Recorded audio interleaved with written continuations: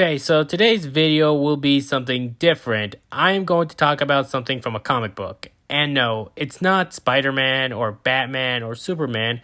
We are going to talk about the Teenage Mutant Ninja Turtles. Before we get started, I just wanted to say that yes, I know I never mentioned this in my update video because I was just only talking about video games. But I do have an interest making a video like this. And don't worry, the next video will be another video game topic. Now that we got that out of the way, let's talk about the Teenage Mutant Ninja Turtles. But we won't talk about the TV shows, the movies, the games, or even the toys.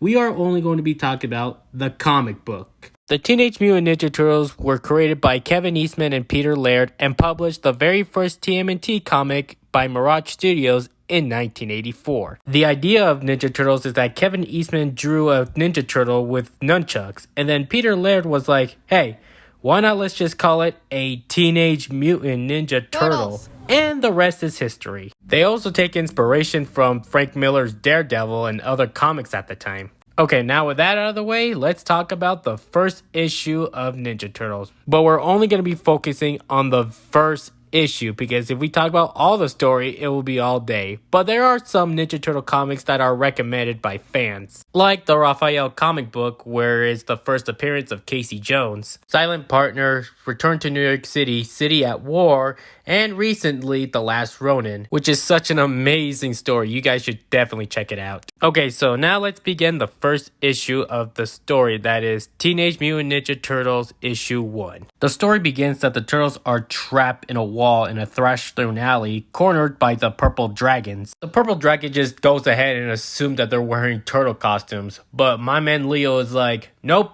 we're not wearing costumes. So then the Turtles jumped and beat the crap out of them. So the police came to the alley when the Turtles flee after defeating the Purple Dragons. After that, we meet their master slash father figure, Master Splinter. After hearing the Turtles took down the Purple Dragon, Splinter is impressed. After training them and preparing them for something that he wanted to avenge these past 13 years. So he tells the boys his backstory that happened 20 years ago, that he was a young pet rat of a Japanese man named Hamato Yoshi who has a rival named Oroku Nagi. That they were competing for a young woman named Tang Shen. She has feeling for only one man, and that man is Hamato Yoshi. Since then, Nagi got really jealous and that he tried to make Tang Shen to love him, but she refuses. So that made Nagi really upset and then beat her up. Dude, there's a bunch of beautiful Japanese women in Japan. You don't have to do this shit. So then Yoshi showed up and saw what Nagi is doing to Shen, and he beat him up to death. Holy shit, dude. But after that, Yoshi does feel guilty for killing another member of his clan. So he has two options. Either take his life for hope and honor,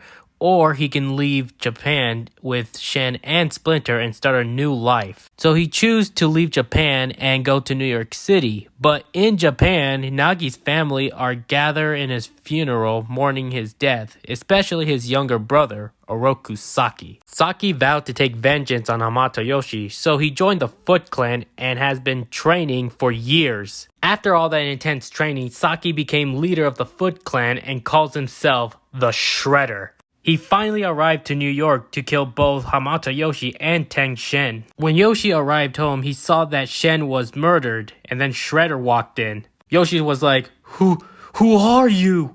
And then Shredder was like, man called me the Shredder, but you may know me by another name, Oroku Saki. And then Yoshi was like, oh shit. And then Shredder kills him. So then Splinter's cage was smashed and he was free and sad that his master is dead. But this is where things start to get interesting. So you know how I said in the video that Teenage Mutant Ninja Turtles were inspired by Daredevil? Well, this is how it goes. Old blind man is walking in the street, a truck was coming, gets saved by someone, and then an accident happened. But instead of getting blind, a canister of ooze was bouncing and hit a little boy's glass bowl full of 4 baby turtles and fell in the storm drain. It's really crazy and interesting that Daredevil was the real reason why the turtles exist. Really want to know why we never got a crossover with them. So anyways, let's get back to the story. So Splinter followed them there, but not knowing exactly why. And then he gathered them up in an empty coffee can. He took them to his burrow and cleaned off as much as the goo off. In the next morning, Splinter woke up and saw the turtles had been double-sized. When the turtles grew, one of them started speaking by saying Splinter's name, and then the other started speaking. After that, Splinter started to train them the art of ninjutsu and gave them weapons, and he also gave them names from Renaissance painters. Their names are Leonardo, Michelangelo, Donatello, and Raphael. So then Splinter asked the boys to do one thing that no other being should ask another. He asked them to avenge the death of his master and his wife and kill the Shredder. Holy shit, dude. The way how he asked them. My god. So Raphael went to look for Shredder. So he found Shredder's headquarters and took down the guards and sent him a message from Splinter. So tomorrow night, Shredder accepted their challenge. So on the following night, the turtles went on top of the building and ready to face the Shredder. Shredder shows up and he looks at the turtles and he goes ahead like, what the fuck are these freaks? But he goes ahead and ready to face the turtles along with his foot ninjas. And I'm gonna go ahead and say it.